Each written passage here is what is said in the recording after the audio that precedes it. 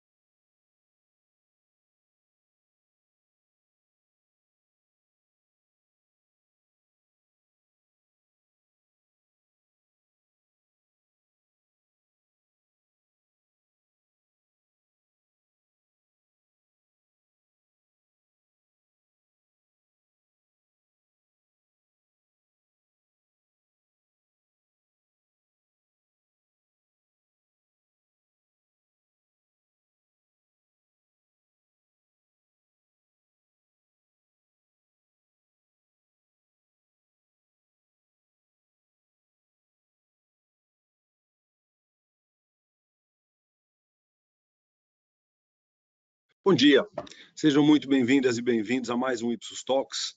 Agora a gente tirou um mês de férias em julho e estamos voltando em agosto com um dos temas mais fascinantes e mais contemporâneos que a gente tem visto a importância estratégica hoje em dia, que é empatia, emoções e conexão com as marcas.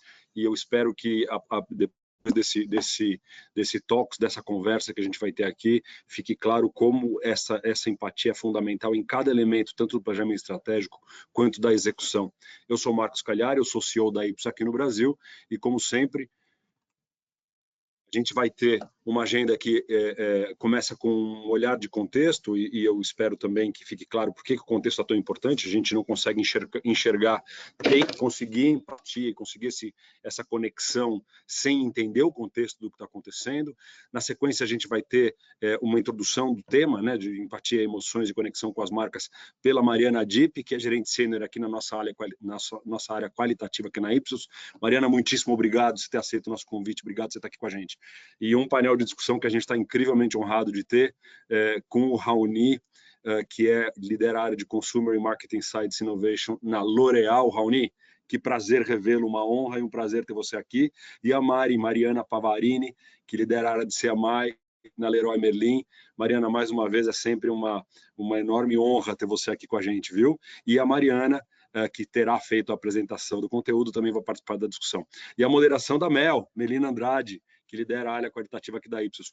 Painel bacaníssimo, aproveitem muito este painel, e é uma parte muito interativa. Então, queria pedir para todo mundo que não deixe de mandar perguntas, comentários, observações, no decorrer dos conteúdos que vocês forem recebendo. Já não deixe de compartilhar, a gente sempre recebe muita pergunta, o Alex vai moderando e vai passando aqui para a Mel as perguntas que a gente receber, mas não deixem de fazer isso, porque é muito interativo, a gente abre muito espaço para as perguntas também, tá bom? Para fazer as perguntas, tem a caixinha da plataforma aqui em cima, vocês devem estar vendo ela à direita, clica na flechinha, tem uma área de perguntas, fiquem absolutamente à vontade de qualquer momento de ir colocando as observações de vocês, tá bom? Eu queria abrir colocando um contexto, um momento de contexto do Brasil e do mundo, ele é muito particular. Se a gente olhar o que está acontecendo no globo, a Ipsos tem chamado esse processo que a gente tem vivendo desde o último ano, desde o nosso último estudo de tendências, a gente tem chamado de policrises. É um ambiente em que há muitas crises simultâneas, paralelas, e elas se retroalimentam, quer dizer, há um agravamento da percepção da situação em função dessas diferentes crises, e acho que isso se mantém cada vez mais forte, né? O que a gente está vendo tanto nos processos eleitorais, no Oriente Médio, na Ásia, só aqui para ficar mais perto do que está acontecendo na Venezuela, no Peru, a eleição americana. Realmente é um momento muito particular e muito complicado, e entender as consequências os desdobramentos dessas ocorrências, dessas crises simultâneas, passa a ser absolutamente fundamental. Eu queria começar mostrando para vocês o mais novo estudo que a gente tem o que a gente chama de What Worries the World, é um estudo mensal, a gente sempre gosta de apresentar ele porque ele é muito, muito, muito rico. Todo mês vocês vão ver nas nossas redes sociais, se vocês quiserem entrar, sugiro que vocês façam. Esse é o mês de julho, portanto ele é a informação fresquíssima, ela não tem 2 semanas que saiu. As preocupações dos brasileiros, as 3 principais, elas se mantêm razoavelmente constante. Crime e violência segue em primeiro, apesar de ter caído aqui alguns pontos. Pobreza e desigualdade social, desde a pandemia ele aparece entre os 3 primeiros, ele não aparecia antes da pandemia, mas a pandemia a gente sabe que escancarou alguns abismos, né, algumas diferenças sociais, e essa preocupação tem se mantido entre as 3. E saúde, que nunca, desde que a gente começou a mensurar, ela deixou de estar entre as três maiores preocupações dos brasileiros. Então a gente está vendo aqui uma consistência, e são coisas muito sociais, são coisas muito de dia a dia, quer dizer, é difícil ser brasileiro se você tem essas preocupações, porque são preocupações muito próximas, né, que atingem a gente no dia a dia. Mas eu acho que a novidade desse mês que eu queria compartilhar com vocês é a corrupção, volta a subir 2 pontos, e há um outro item que eu acho que a gente podia prever que ia acontecer, que é a preocupação com impostos, sobe 5 pontos. Eu tenho certeza que vocês não vão ter dificuldade de imaginar por quê. Obviamente há uma sanha arrecadatória pública, né, de todas as instâncias dos governos, e houve uma reação, principalmente nas mídias sociais, de criação de inúmeros memes. Estima-se que mais de 100 memes foram criados para falar, em particular, sobre iniciativas de arrecadação do governo, em particular com o Haddad. Né? Tanto é que o Tachad, que é o apelido que ele ganhou, acabou gerando resultado. Quer dizer, a gente vê aqui a influência que as redes sociais podem ter. Em um ano de eleição, como é um ano em quase todos os países do mundo, e metade da população do mundo vai votar para eleições majoritárias, a gente vê que isso tem uma importância brutal. É um pouco diferente das preocupações globais. Se a gente olhar aqui à esquerda, esse é o índice da média dos 30 países que a gente estuda. Inflação segue não sei, acho que é aproximadamente o 30º mês seguido, que a inflação é a maior preocupação, apesar de ter uma queda aqui nos últimos 12 meses, como a gente pode ver. Bom, nesse contexto, acho que não é uma surpresa que a percepção de rumo do país, essa é uma pergunta muito ácida que a Ipsos faz já há muito tempo, e a gente pergunta para as pessoas se elas acham que o Brasil, o país que elas vivem, está no rumo certo ou no rumo errado. Os brasileiros, como vocês podem ver aqui nos períodos mais recentes, né, no canto direito aqui do gráfico, a gente vê já nos últimos, talvez, 12, 18 meses, uma tendência muito ruim, né, uma tendência de pior, eleva-se o percentual de pessoas que acham que o Brasil está no rumo errado. Hoje já são quase 60% da população que acham que o Brasil está no rumo errado. A gente está alcançando a média global, inclusive, se você olhar à esquerda, a média global, ela é muito estável, ela fica muito parecida nesses mesmos níveis.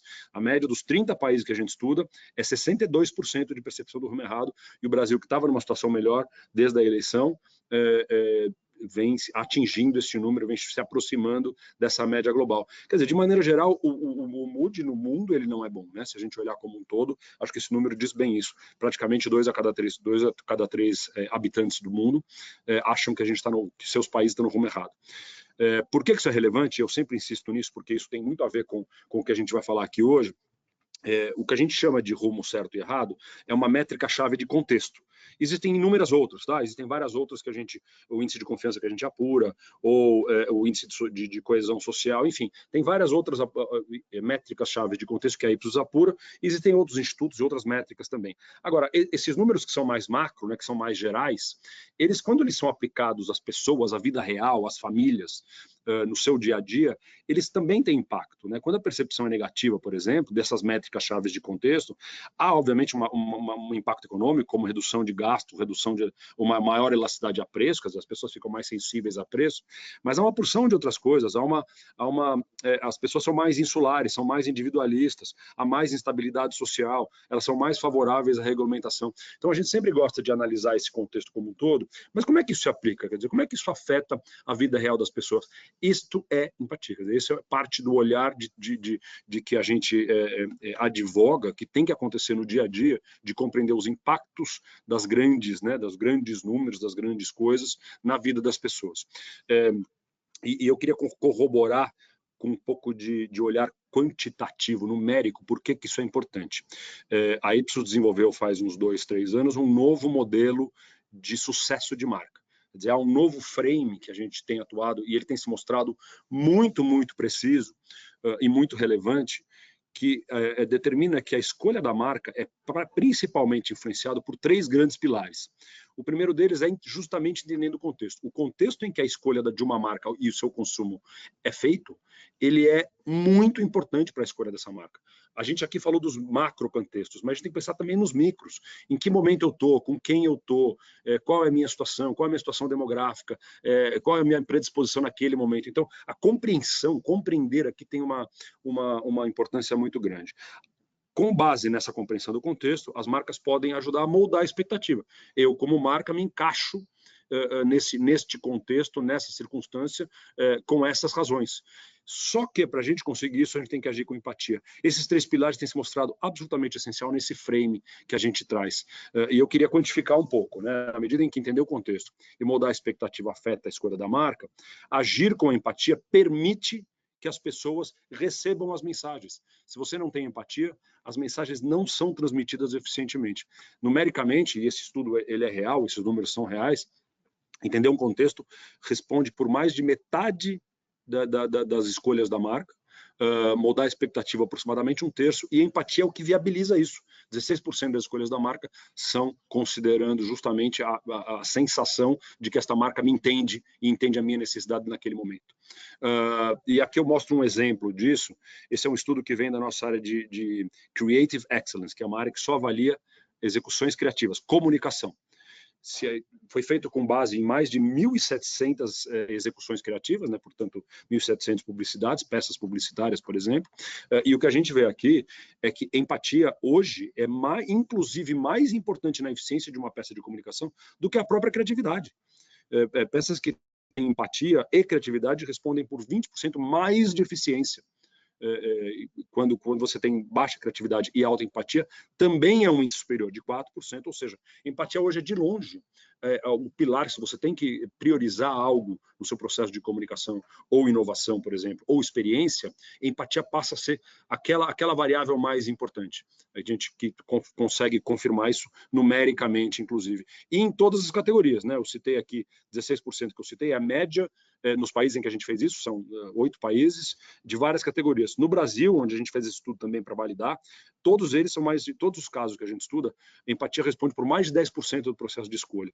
Em plataformas financeiras são 12, em skincare são 11, mas sempre a gente vê aqui um número muito alto e, na verdade, é o que viabiliza que você sinta-se conectado. Então, tem uma importância muito grande. Eu acho que empatia, nesse contexto, deixa de ser uma buzzword, né? Aquela palavra que a gente repete porque por modismo, por exemplo, isso de fato a gente reconhece que isso acontece sob certa medida, mas aqui ela ganha uma importância estratégica. Entender empatia, que é uma variável mensurável, é uma variável prática, pragmática, passa a ser absolutamente fundamental nesse processo. E para isso eu queria convidar agora a Mariana Dipp, que vai mostrar, vai falar, explicar para a gente como a empatia funciona. Mari, com você, obrigado por você estar aqui. Queria lembrar todo mundo, não deixem de fazer as perguntas, tá? Na plataforma, tá bom, gente? Para o painel. Obrigado, pessoal. Obrigada, Marcos, pela introdução. Bom dia, gente. Obrigada pela presença de todo mundo. Meu nome é Mariana, eu trabalho como gerente aqui no Núcleo de Pesquisas Qualitativas da Ipsos. Então, bora lá, eu vou dividir minha tela com vocês e vou apresentar o materialzinho que a gente preparou.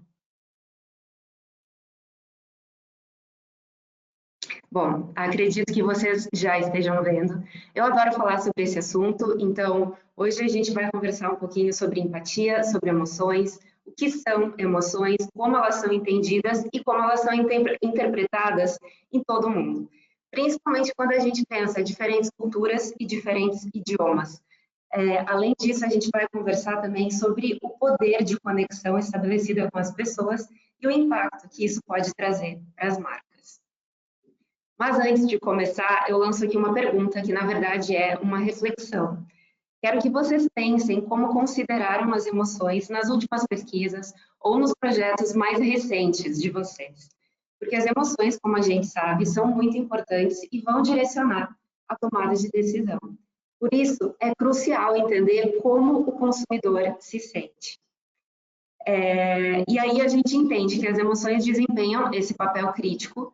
Elas nos auxiliam a escolher e agir de maneira eficiente. Por exemplo, o medo faz com que a gente evite riscos, enquanto que a felicidade nos torna mais abertos a novas oportunidades. Mas, afinal, o que são as emoções? As emoções são originadas de uma mudança fisiológica, mudanças no nosso corpo, no nosso cérebro, muito em resposta ao ambiente. Então, quando o nosso coração dispara, por exemplo, quando a gente começa a transpirar porque está entusiasmado com alguma coisa, não é algo que acontece só em momentos específicos. Na realidade, todos os momentos a gente está passando por algum tipo de estado emocional. Ou seja, as emoções são muito complexas. E a gente pode pensar as emoções como sendo um prato gourmet aqui, onde muitos ingredientes estão presentes, eles representam a nossa percepção de mundo, os nossos pensamentos e aquelas mudanças fisiológicas que a gente está sentindo. Mas essa é só uma parte. As emoções são também o nosso contexto cultural, onde a gente cresceu e o nosso idioma. E isso tudo, esse conjunto, reflete na forma como a gente entende o mundo, como a gente sente a vida e como a gente vai tomar as nossas decisões. E aí, um exemplo bem pertinente aqui, para dar continuidade, é o fator picante.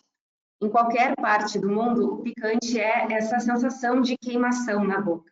Mas talvez para mim, que adoro pimenta, e para os mexicanos, isso seja interpretado como agradável. A mesma sensação fisiológica é interpretada de maneira diferente, dependendo do contexto cultural que se está inserido. E isso nos leva a questionar se emoções como medo, raiva e felicidade, por exemplo, são universais. Na verdade, essas emoções não são universais. Quando a gente traduz emoções em diferentes contextos culturais, existem diferenças que podem ser mais ou menos sutis. E muitos de vocês provavelmente sabem que em diferentes idiomas existem palavras, especialmente quando essas palavras remetem a sentimentos que não podem ser traduzidas. Ou seja, você pode dizer algo, mas não pode traduzir diretamente, porque é uma emoção que é interpretada especificamente em uma cultura. Isso torna a interpretação das emoções muito complexa. Mas a gente tem boas notícias. Então, segundo um estudo interno nosso, realizado pela nossa área de Behavioral Science, estímulos semelhantes podem evocar respostas emocionais muito diferentes em diferentes culturas. Ou seja, a cultura pode, sim, adicionar um sabor único às nossas receitas emocionais. Por exemplo, aqui a gente trabalha com a fotografia de um cemitério como estímulo. E o que vocês veem nesse gráfico é a distribuição das emoções de acordo com o país. Então, por exemplo, começando pela China, as emoções estão concentradas na parte do gráfico que mostra a conotação negativa, simbolizada aqui como valência. Toda a percepção, a interpretação dessa emoção que se faz é negativa, mais ou menos intensa, mas ainda negativa. Já nos Estados Unidos, essa mesma emoção é mais positiva ou mais negativa e menos intensa. Essa emoção é interpretada como calma. E por último, na França, a emoção refletida com a mesma imagem é mais distribuída.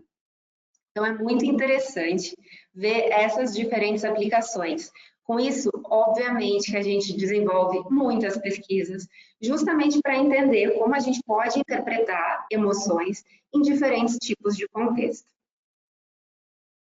E vocês devem estar se perguntando agora, de que forma o entendimento das emoções pode auxiliar as marcas? E aí, para o correto entendimento e interpretação das emoções, é necessário fazer esse exercício de empatia. E é através da empatia que a gente consegue se conectar verdadeiramente. Então, se conectar com as pessoas para entender as necessidades que elas carregam, mas principalmente entender como essas pessoas se sentem. A partir da empatia cognitiva, a gente consegue aproximar as marcas e a audiência, fortalecendo um vínculo já existente entre ambas. No modelo de empatia da Ipsos, a gente costuma trabalhar em módulos para disseminar o conceito de empatia e o que está por trás disso. E logo depois, na sequência, a gente já parte para a experiência em contexto. Aquele momento em que a gente fura a bolha e vive a partir da perspectiva do outro mesmo.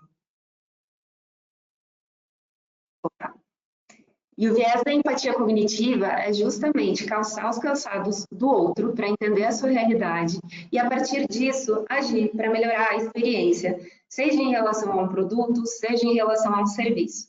Então, a gente está falando aqui da habilidade de entender os sentimentos de alguém, quando a gente está programado muito para entender a realidade só a partir da nossa perspectiva.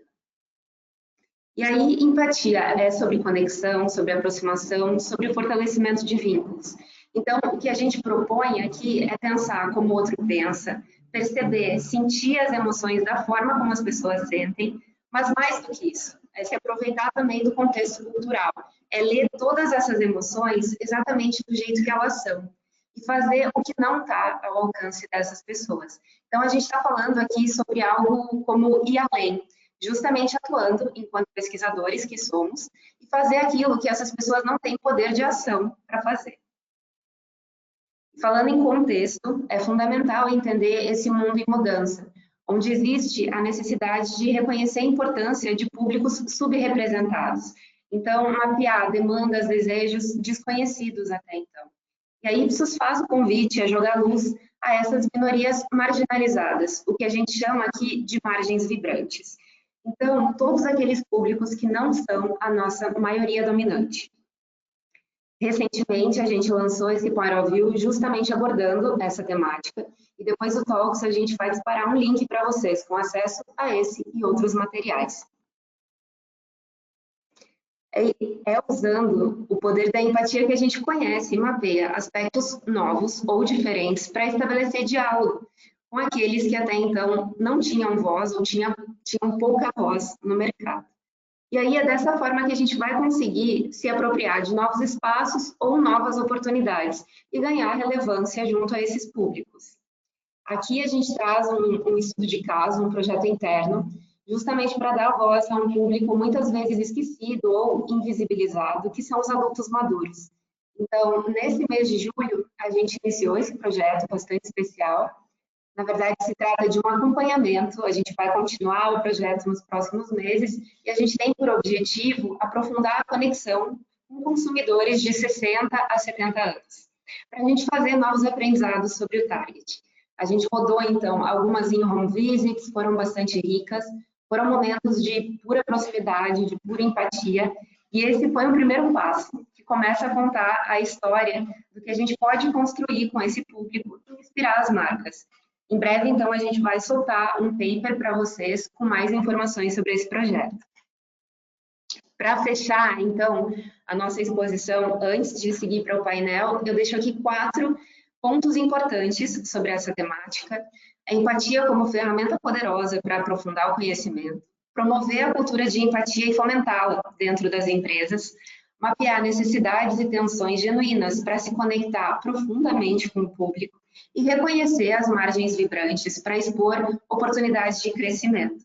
Assim, a gente consegue reconhecer a importância da empatia para usar essa ferramenta como algo capaz de realmente mudar o jogo. Então, eu deixo aqui essas reflexões para a gente avançar para o painel de discussões e passo a voz para a Mel. Mel, agora é com você. Bom dia, Mari. Bom dia a todo mundo. Gente, muito bom estar com vocês mais uma vez. E agora para falar de um tema que é tão importante, né? E além do mais, eu acho que ele está tão na essência do que é o seu pesquisador, né? Da gente olhar para o outro, entender e inspirar outras pessoas para, né, se aproveitarem desse conhecimento, trazerem coisas, né, produtos, serviços, enfim, que melhoram, atendam todo mundo. Então, muito bom. Eu sou a Melina, sou a líder de pesquisa Qualy aqui na Ipsos, e além da Mariana, né, que é a nossa gerente aqui da área Qualy, que lidera a prática de empatia, eu quero convidar aqui para o painel também 2 clientes, né, 2 experts do mercado que são super queridos por todos nós. Então, eu convido a abrir a câmera a Mariana Pavarini e também o Raoni Coelho. Olá, muito bem-vindos de novo, uma honra poder contar com vocês para discutir esse tema. Então, são pessoas que estão aí no mercado, praticam muito isso, acho que a gente tem muito que aprender ouvindo o que eles já fazem ou já fizeram. E eu convido também a todo mundo a participar desse nosso bate-papo, então mandando perguntas aqui pelo chat, tá bom? A gente vai inserindo conforme o andamento da conversa. Mas antes de começar, eu queria que vocês se apresentassem. Então, Mari e Raul, vocês puderem falar brevemente sobre vocês? Bom dia. Primeiro, obrigada pelo convite. É um prazer estar aqui com vocês nesse tema delicioso, com pessoas tão queridas. Eu sou responsável pela área de pesquisa e insights dentro da Leroy Merlin.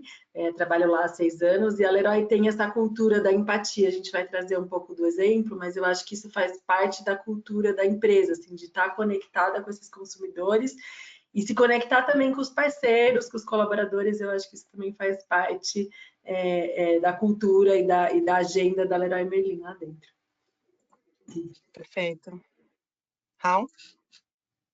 Olá, bom dia a todo mundo, tudo bom? Primeiro, obrigado, Melina, Mari, todo mundo aí que está organizando o evento pelo convite. Acho que é super importante a gente estar aqui presente falando sobre o tema. E reforçando o tema, acho que é fundamental a gente estar sempre em conexão com o tema. Meu nome é Raoni, eu trabalho na L'Oréal Pesquisa e Inovação, lidero a área de CMI e inovação, então não é um CMI tradicional. Meu papel é identificar insights e tendências que podem gerar algum tipo de inovação para daqui a 5, 10 anos, então tem um período de tempo um pouco projetivo no meu trabalho, mas eu preciso entender o hoje para projetar o amanhã. Então, é um trabalho bem particular e eu trabalho justamente bem próximo dos laboratórios para essa inovação vir desde o início. Então, esse é meu papel aqui dentro. Bom Perfeito. dia a todos. Bom dia, obrigada, Raul, obrigada, Mari, de novo, uma honra poder contar com vocês. Queria abrir aqui o nosso papo, queria ouvir de vocês como vocês veem a importância da empatia, né, para os negócios, vocês que estão, né, do lado de dentro, do lado dos insights dentro da companhia, como que a empatia pode influenciar o planejamento estratégico. Isso está muito em linha com a primeira pergunta que a gente recebeu também, né? Então, como que as empresas estão colocando a empatia em prática com a devida importância? Bom, acho que esse tema é super relevante, né, para toda a empresa, mas quando a gente fala de varejo, acho que varejo tem essa proximidade com o consumidor, né? Acho que há 10 anos atrás, na NRF, se falava, vão acabar as lojas físicas, vai. E acho que hoje já é impensável isso, e quando a gente fala de varejo, acho que essa proximidade que a gente tem de estar cara a cara com o consumidor é uma coisa que não tem como você não falar de empatia, você não colocar isso dentro da sua agenda, assim. Então, hoje, eu acho que esse é um tema que a gente também vem desenvolvendo cada vez mais, ele está muito na cultura da Leroy, ele está numa cultura estratégica mesmo, então a gente faz os planos estratégicos colocando agendas de empatia, de imersão, de se colocar no lugar do consumidor e dos colaboradores também.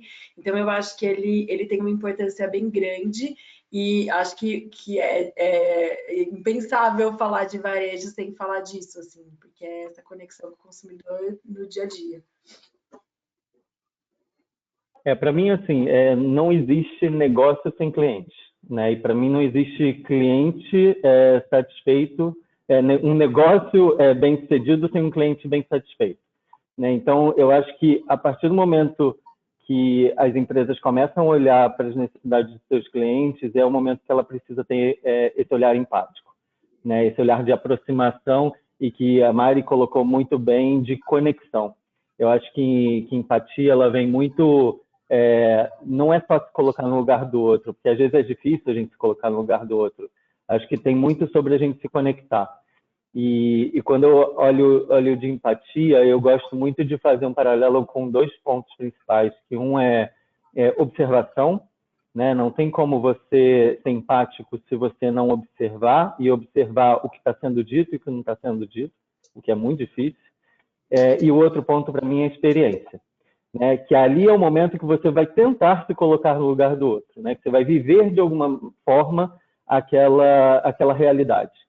E isso é fundamental para a gente ter esse olhar empático e sem dúvida, mudar completamente a estratégia que a gente está seguindo, porque é aí que você vai ter um olhar clínico para essa possibilidade de inovação e de atender o que seu cliente precisa. E até o que ele precisa, mas sem saber que precisa. Exatamente. Acho que é antecipar, né? Acho que estar próximo nos permite antecipar esse tipo de coisa, né? E vocês costumam fazer esse exercício pessoalmente? Costumam se conectar? Já fizeram? Queria que vocês contassem para a gente alguma experiência memorável aí que tenha marcado vocês ao longo da carreira, porque eu sei que vocês já fizeram isso muito. Bom, na Leroy a gente tem um projeto desde sempre, assim, que a gente faz com vocês, inclusive, que é a gente visitar a casa dos clientes. Então, é um projeto que ele tem ficado mais desafiador no momento pós-pandemia, né, das pessoas abrirem as suas casas, mas ele é um projeto que traz para a gente como que a gente se conecta mais profundamente com essas pessoas, assim. Então, a gente sai do venda e compra ali, daquele momento só de experiência na loja, mas a gente vai ver o que virou, o que aquele material de construção virou de sonho, virou de conquista, virou... Então, eu acho que é um projeto muito legal, a gente faz isso amplamente, assim, a gente faz, as próprias lojas organicamente fazem, mas a gente tem umas agendas estratégicas, então toda vez que os globais franceses vêm para a Leroy, a gente faz essas agendas estratégicas com os vice-presidentes também, mas que tá constantemente visitando os clientes, assim, e aí eu falo que empatia também é muito sobre sutileza, assim, então quando você chega na casa das pessoas, claro que você vai querer saber onde que a pessoa comprou aquele produto, a reforma que ela fez,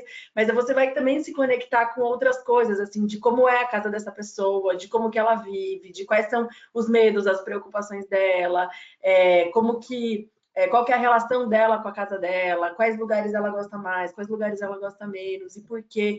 Então, eu acho que tem algumas coisas que você não consegue, numa pesquisa, sentar ali, olho a olho, cara a cara com esse consumidor.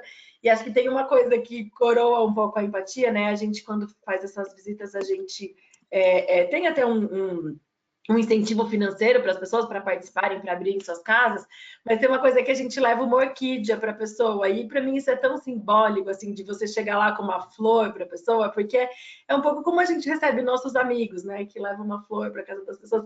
Então eu acho que tem tudo sobre isso, assim, tipo, a gente faz esse projeto há muitos anos, toda vez que a gente vai abrir uma nova loja, a gente faz várias visitas em arquitetos, com profissionais, nas obras, nas casas dos clientes, porque principalmente quando você chega numa nova praça, você não conhece. Muitas vezes a gente acha que conhece, né? Fala assim, mas a gente vai abrir uma loja aqui em Jundiaí, a gente já conhece o público, muita gente mora em São Paulo, mas quando você chega lá, que você vai descobrir quem são as pessoas, como que é, como que não é, como que é a cidade, como que vive. Então, acho que esse é um dos exemplos mais ricos que a gente tem aqui e que é pauta de agenda, assim, é um projeto que não sai, ele é perene desde o começo da Leroy até hoje, em todos os anos. Maravilha, Mari. Do lado de cá, a gente tem, sim, a gente vai, visita consumidor regularmente, vai em loja, faz visita de mercado, mas eu acho que o que é bem interessante é quando a gente recebe visitas internacionais, ou seja, outros líderes de outros países da L'Oréal e que vêm para cá, e a gente tem uma prática de não só mostrar uma apresentação, né, que acho que é super válido você começar com uma apresentação e tudo mais, mas dar vida para essa apresentação. Então, a gente vai para casa e leva eles para os casos consumidores reais, né? Então, acho que é super importante, não é aquela coisa zona sul do Rio de Janeiro só. A gente vai para a loja, a gente vai para a rua, acho que isso é super importante para eles sentirem justamente o que a gente está ali mostrando. Então, esse é um ponto. Eu, em outras empresas, eu liderei projetos de empatia. Acho que na 99 a gente fez um projeto, eu acho que segue até hoje, um projeto onde os funcionários, eles dirigiam como motoristas de aplicativo e também pegavam carro como passageiro, justamente para ter uma experiência ali 100%. Mas me lembra muito uma história que eu acho que é super relevante contar de uma forma bem prática. Na minha época de moderador, eu fui na casa, era uma última entrevista de um campo super difícil, e eu cheguei na casa de uma senhora e assim, já exausto, já era a quarta entrevista do dia, tinha gente de fora acompanhando, tinha tradutor simultâneo, não podia perder aquela entrevista, tinha que ser muito boa. E a moça não falava. Nos primeiros 5, 10 minutos, ela não se abria, ela não falava, e eu falei, gente, como é que eu vou salvar essa entrevista? Não tinha muita experiência na época, mas eu comecei a observar em volta. Então, a importância do contexto. Comecei a olhar em volta, os sinais e tudo mais, uma senhorinha super organizada, super pragmática na forma de falar. Eu não sei como é que eu levei a conversa para uma coisa de signo. Virei para ela e falei assim, nossa, mas você parece uma coisa meio virginiana, né? Ela abriu um sorriso, daqui até aqui. E ela começou a falar desembestadamente sobre tudo que eu perguntava. Então, acho que assim, isso é um exemplo de como é importante a gente olhar para o todo, né? A gente querer ali observar o que está sendo dito e o que não está sendo dito, porque isso traz para a gente possibilidades infinitas da gente conseguir surfar nas emoções, né? Como a Mari também falou na apresentação dela, que é fundamental para a gente se conectar com as pessoas. Então, essa para mim é uma história memorável que eu não esqueço. Não, super. Eu acho que é uma coisa que a gente até fala no treinamento, né, Mari? Quando a gente está treinando clientes, assim, e é uma dica de ouro para moderação ou para quem for interagir com o cliente, é pescar o não dito, né? Às vezes, numa coisa ali, né? Elogiar uma planta, né? Uma orquídea abre portas, um comentário simples faz você realmente entender sobre, né, o que a pessoa está passando, o que você precisa aprender com aquela interação. Né, Mari? Total, e eu acho que furar a bolha inclui muito desse ponto que o Raul trouxe, da observação ativa, de você conseguir caçar ali sutilezas para realmente se conectar com a pessoa e desbloquear aquela primeira barreira inicial. Então, super legal, Raul, é sobre isso mesmo. Gente, chegaram duas perguntas da audiência que eu acho que fazem todo o sentido e eu queria ver vocês, né? Porque uma delas diz assim, eu entendo a empatia com os clientes, né? Então, os clientes finais de vocês. Mas e com o cliente interno, né? Como que vocês fazem na empresa de vocês para, né, esse bichinho da empatia morder e despertar esse interesse das pessoas olharem para fora, né? E uma pergunta que também se conecta com essa é quais são os perfis de profissionais que idealmente embarcam de maneira mais fluida nesse processo de empatia? Como que vocês fazem? Bom, eu acho que tem uma coisa... Vai, começa. Não, vai lá. Não, eu acho que tem uma coisa de criar cultura, sabe? Eu acho que quando a gente fala de empatia, eu acho que a gente precisa que isso esteja dentro das pessoas, assim. Então, a gente teve uma troca grande de direção na Leroy e a gente percebia que as pessoas chegavam e a gente teve que ir reconstruindo essa cultura dentro da Leroy, de ouvir, de se conectar, sabe? Então, eu acho que é um trabalho que a gente vai fazendo aos poucos. Eu acho que nas agendas mais executivas é um pouco mais difícil você entrar por tempo, assim. Então, às vezes as pessoas têm uma agenda mais corrida, que é difícil você colocar isso dentro da pauta delas, mas eu acho que tem várias formas de fazer isso, assim. Então, por exemplo, nos comitês de direção, muitas vezes a gente faz alguns exercícios dos clientes terem uma câmera, se filmarem e filmarem a sua trajetória dentro da loja e colocar isso numa pauta de uma apresentação de diretoria.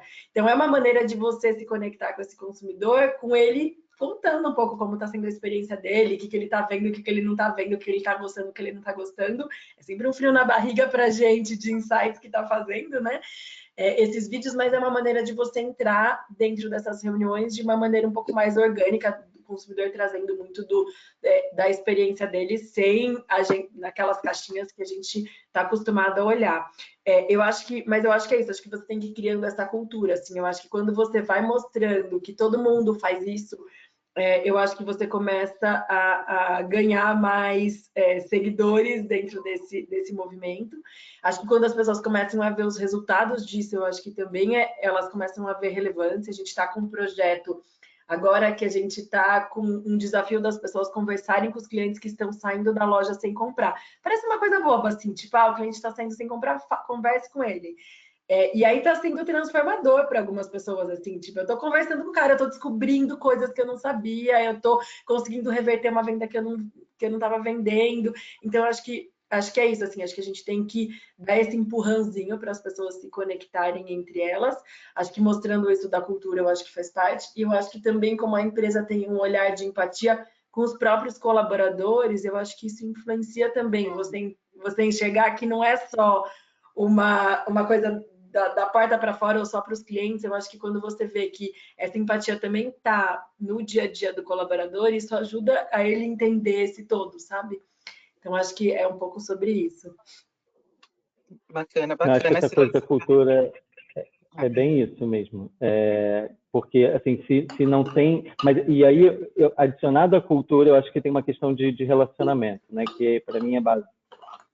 Se a gente não constrói relacionamento, a gente não vai conseguir disseminar a cultura. Então, é o que eu falo muito para o time. Entender as necessidades internas. Eu acho que é entender as necessidades do seu consumidor interno. Né? Então, é mudar, às vezes, a forma de falar, às vezes é mudar a forma é uma adaptação constante. Eu lido com cientistas o dia inteiro, engenheiros, né? A Mari também tem uma realidade um pouco parecida. Então, como é que eu vou chegar falando marketês? Não tem como. Ninguém vai absorver. Fica chato, né? Então, eu preciso me adaptar também. Eu preciso entrar um pouco na realidade deles. Eu boto jaleco e vou para o laboratório. Eu vou entender como é que eles estão fazendo todo o processo deles para eu poder saber como é que eu vou atingir a atenção deles. Então, isso é uma coisa que a gente trabalha muito no time aqui também. Legal, Raul. Na verdade, você aplica uma técnica de conexão empática internamente para despertar essa necessidade, entender a necessidade deles e aí sim projetar como que, né, pode ser feito esse exercício. Muito legal. Exato. Muito legal. Gente, e quais você diria que são os principais desafios para colocar em prática essas ações mais empáticas? Né? Acho que vocês já comentaram um pouco sobre isso, mas trazendo mais para o lado de tem algo que vocês sentem falta ou gostariam de fazer ainda mais para ter essa conexão, né, direta com o público-alvo de vocês? Olha, de desafio, eu queria inverter um pouquinho a história também, porque eu acho que assim, tem uma coisa de instinto de sobrevivência do ser humano, né? E de querer se proteger, de querer fazer o melhor para si, e aí acaba dificultando um pouco a gente olhar um pouco para a realidade do outro. E isso, se a gente inverter também, imagina uma empresa, um negócio que quer se proteger. né? E aí vem lá a área de SEMAI e fala assim, não, você tem que entender o consumidor, porque ele vai te dar todas as respostas que você precisa. E no curto prazo, como é que eu garanto o pagamento do seu time, inclusive, também? Né? Então, eu acho que é um exercício nosso de não só disseminar essa cultura e fazer e tudo mais, mas também da gente trazer respostas acionáveis num curto prazo. Trazer um embasamento. Porque a gente vai lá na casa da senhorinha na periferia e vê que ela usa babosa no cabelo para tirar frizz, é um super insight, lógico que dá um super produto disso, mas qual é a escala disso? Como é que eu vou saber se isso vai ser rentável para a empresa? Então, eu preciso embasar. É fundamental. Então, totalmente a parte do desafio de você estar sempre munido de informação para você provar justamente aquilo que você acredita. Então, esse é o nosso desafio, eu acho, assim, principal. Eu acho que o Raul traz bem, assim, como que a gente mostra o valor disso, mas eu acho que esse valor, muitas vezes, ele organicamente as pessoas vão encontrando esse valor. Eu acho que tem uma barreira que é como que as pessoas viram a chavinha de estarem dispostas a ouvir, sabe? Eu acho que hoje é difícil, a gente quer tudo pronto, eu acho que a gente tem muitas respostas prontas, então se eu for lá, eu vou achar um estudo que fale como que é a casa de 80% das pessoas e tá tudo bem, só que eu acho que as pessoas têm que conseguir quebrar essa barreira de ir, sabe? Eu acho que esse que eu acho que é o nosso principal desafio, entre fazer o convite e a pessoa ir, eu acho que é esse convencimento de como que a gente mostra, porque eu acho que depois que a pessoa vivencia isso, eu acho que muito dessa riqueza ela se constrói, mas eu acho que essa barreira inicial de assim, vai você lá na casa e traz um resumo para mim do que aconteceu, e não é sobre isso, acho que não é sobre a gente trazer só os insights, é a gente trazer essa conexão que não dá, cada um tem que fazer por si, então eu acho que isso a gente está cada vez mais ansioso buscando por resultados de curto prazo, rápidos, e às vezes a gente está menos disposto a se conectar e se ouvir, sabe? Então eu acho que isso que a gente tem que às vezes se dispor e mostrar para as pessoas qual que é o valor disso. Acho que depois vai ficando mais claro, assim, que isso vai reverberando, vai ficando mais claro. Acho que a gente conseguindo também mostrar, como que o Rani falou, né? Mostrar os resultados disso. Isso virou um produto que foi sensacional, que vendeu absurdo, que estava super conectado, que as pessoas adoraram. Eu acho que isso vai reforçando, mas acho que o principal é essa barreira inicial, como que a gente faz esse convencimento. Quebrar essa barreira e inspirar, né? Essa conexão. Diga, Maridi. Super, eu ia falar que isso passa muito por justamente essa interpretação de trouxe na apresentação e que aqui vocês se preocupam em colocar na prática, né? Muito alcançando ali o consumidor final. Perfeito, perfeito. A gente tem uma pergunta aqui que chegou da nossa audiência, né? Quando vocês falam em trabalhar públicos menos explorados pela empresa, logo penso naqueles clientes neutros ou que hoje não estão ali dentro das aferições que são feitas e dos que acabam reclamando no saque, por exemplo, né?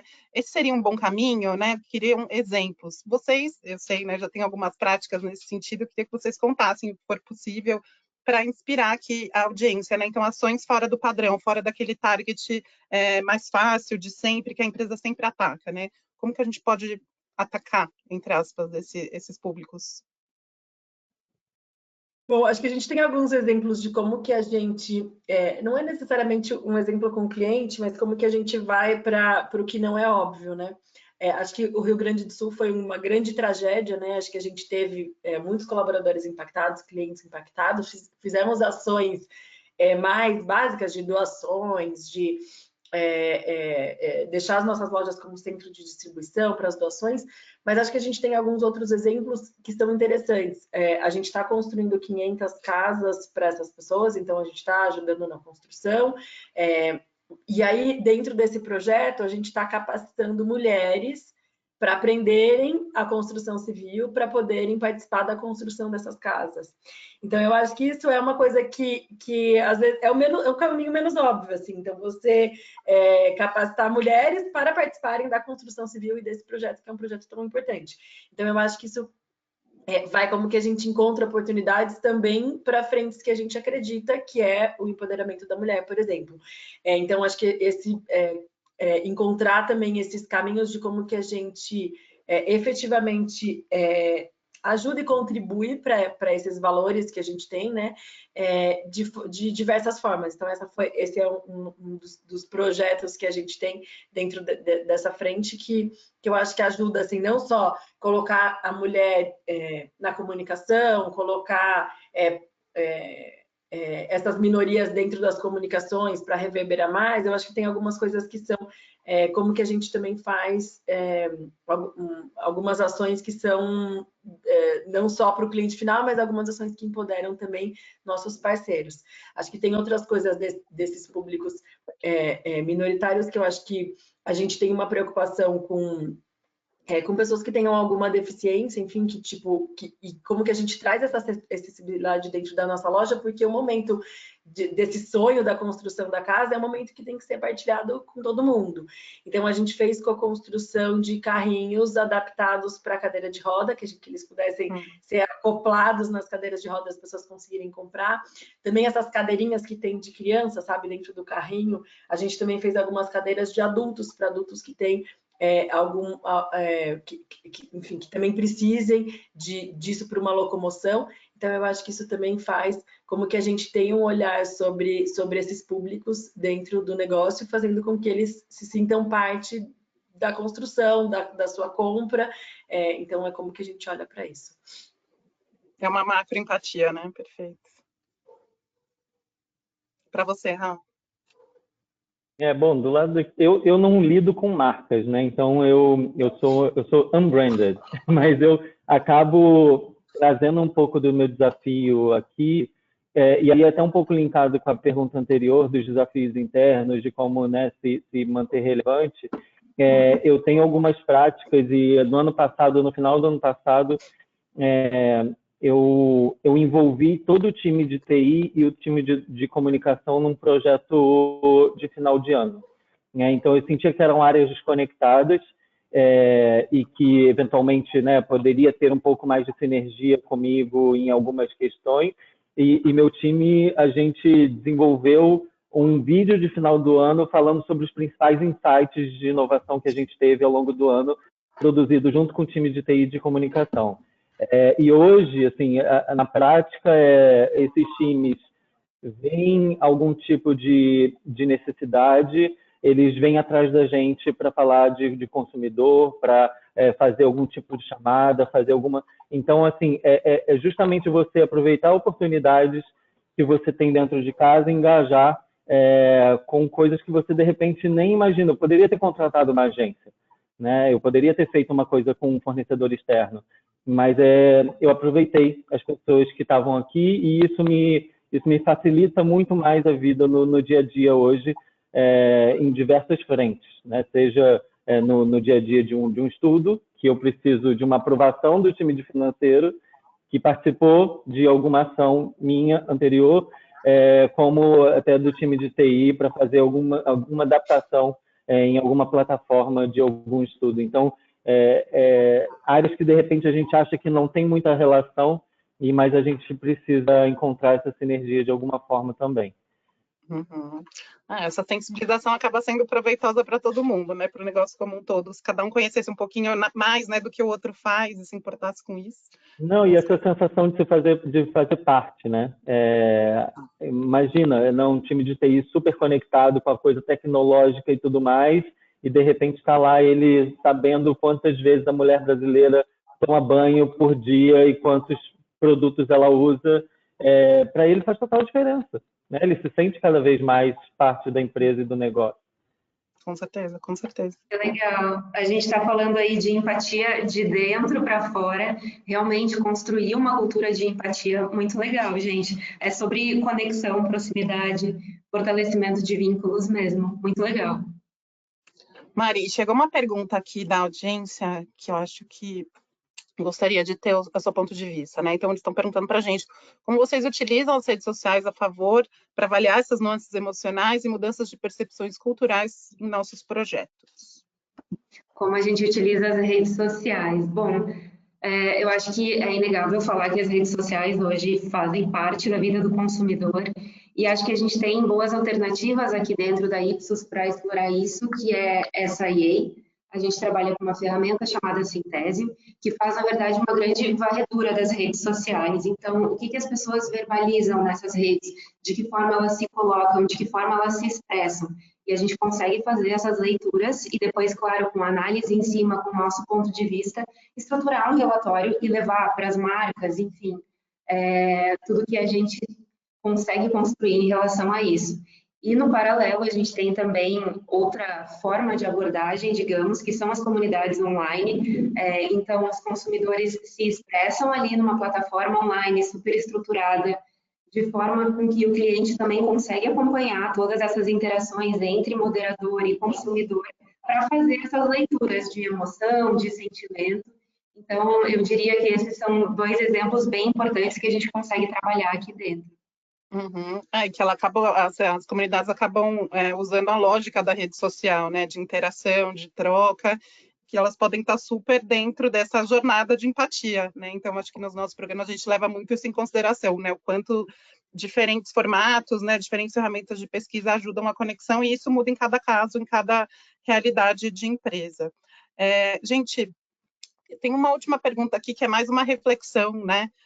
Sobre a inteligência artificial, porque ela vem revolucionando tudo, né? Nossa vida no geral, também nossa atividade, né, enquanto pesquisadores. E como que ela pode impactar, então, esse exercício de empatia e de conexão com as pessoas? Bom, eu vejo... Vocês me ouvem bem? Sim, agora sim. Estou aqui o microfone. Eu vejo inteligência artificial como uma ferramenta de aceleração de empatia. Eu acho que é muito difícil você ter toda essa parte emocional de conexão e tudo mais com uma máquina, né? Obviamente ela tem suas limitações, mas toda um primeiro acesso e justamente uma antecipação de algumas questões que você precisa saber antes de se conectar mais com o seu consumidor e com o seu cliente, é quase que antecipar um pouco das questões de contexto, né? E, de repente, cortar alguns caminhos para você ter um acesso mais assertivo e até chegar um pouco mais rápido. Então, acho que ela vem muito por aí, e não só no mais conhecido GPT, mas eu acho que tem outras ferramentas hoje que a gente pode trabalhar essa questão da empatia, até de imagem, um Midjourney da vida, que você começa a trabalhar ali uma caracterização do seu cliente através de algumas características que você tem. Você pode chegar em personas, você pode chegar em características específicas que você, de repente, quer atingir com a sua missão e com o seu objetivo de empresa e de negócio. Isso pode te ajudar a ter um caminho inicial. Então, ela vem como uma ferramenta de aceleração, eu vejo, não substitui, jamais, pelo menos por enquanto. Então, eu acho que vem aí para ajudar, sim, sem dúvida. Uhum. Aqui na Ipsos a gente fala muito, né, a gente tem nossa ferramenta de inteligência artificial, ela está cada vez mais acoplada no que a gente faz, mas sempre com um componente de interação humana, né, porque só assim a gente pode tirar o melhor dos dois mundos. Acho que esse exercício de empatia é fundamental, a gente nunca perder esse humano, por mais que a máquina possa adiantar muitas coisas, né, esse olhar, né, esse sentimento, essa conexão é muito humano, né. Bacana. Gente, a gente tem 1 minuto, chegou uma última pergunta, se der tempo para a gente falar rapidamente. Eu acho que uma pergunta bem interessante, que vocês, né, já falaram um pouco sobre isso. Se vocês percebem alguma diferença dos tratamentos, né, da empatia dos brasileiros em comparação com outros países. A fama dos brasileiros como um povo alegre, comunicativo.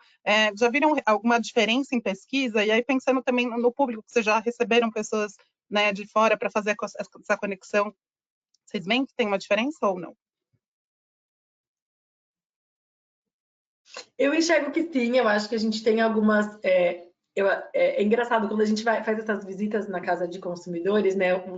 Todo mundo que vem da França ou de outros países, eles gostam muito de fazer visita na casa do brasileiro, porque acho que tem essa coisa de você já se sente em casa, já convida. Então, quantas vezes não veio algum francês fazer e o cara estava terminando a casa e ele falou assim, olha, mas a casa vai terminar no final do mês, vamos fazer um churrascão aqui, pode vir. Então, assim, tem essa coisa que eu acho que é um pouco mais natural de se conectar, que eu acho que é legal, porque eu acho que é um pouco diferente do que a gente vê nos outros países. Eu acho que nos outros países, generalizando também, é difícil, né? Mas eu acho que quando a gente olha, compara com a Europa, né, que é onde a gente tem um pouco mais de proximidade, a gente vê que tem uma distância um pouco mais... enfim, tem um ponto assim de distância, acho que tem um pouco mais das pessoas conseguirem entrar efetivamente na vida das pessoas, na casa das pessoas e quebrar essas barreiras. E eu acho que no Brasil isso é um pouco mais fácil e mais espontâneo, assim. Então, acho que eles sempre se surpreendem, assim, porque eles não conseguem ir na casa de alguém sem sentar, tomar um café com bolo, sabe? E isso é difícil de acontecer em outros lugares. Então, eu acho que a gente vê muitas vezes que o brasileiro tem uma abertura maior para essa conexão do que acontece em outros lugares. E aí, muitas vezes, tem uma conexão mais verdadeira, assim, de se abrir, de contar, de trazer. Então, isso acaba sendo um pouco mais fluido, um pouco mais fácil e um pouco mais interessante, assim, para o nosso lado nesse objetivo da empatia. Perfeito. Eu acho que tem essa coisa, é fácil você se conectar num primeiro momento, né? Mas é difícil você decodificar a emoção. Então, acho que o maior desafio que eu vejo eles enfrentando quando vêm de fora e tudo mais é um povo alegre, é um povo criativo, é um povo... Tá, mas e aí, como é que eu faço para vender mais a categoria tal? E é difícil isso, porque às vezes a categoria tal ela está 100% conectada no emocional ali, né? E acho que lá para fora é mais fácil você achar as equações. Então, é desafiador. Eu vejo muito dessa forma, assim. É desafiador você estabelecer uma estratégia clara quando tem um emocional muito envolvido. Uhum. Perfeito. Mas nada como, né, esse exercício de parar, olhar, pensar, contextualizar para daí poder agir, né, gente? Exato. Muito bom, já roubamos aqui 2 minutinhos do tempo previsto. Eu agradeço muito, muito vocês. Foi ótimo, sempre uma honra ter vocês participando aqui conosco. Obrigada a todo mundo pelas perguntas também. Caso tenha ficado alguma que a gente não respondeu, a gente retorna. Tá bom, gente? Muito obrigada, bom dia e ótima semana para a gente. Obrigada, gente. Obrigada pela presença. E só queria reforçar que a gente vai disseminar alguns materiais agora com mais informações sobre o assunto para vocês. E qualquer dúvida, não deixem de entrar em contato. Perfeito. Obrigada, Mari. Obrigada, Raul. Tchau, tchau. Obrigada. Bom dia. Tchau, bom dia.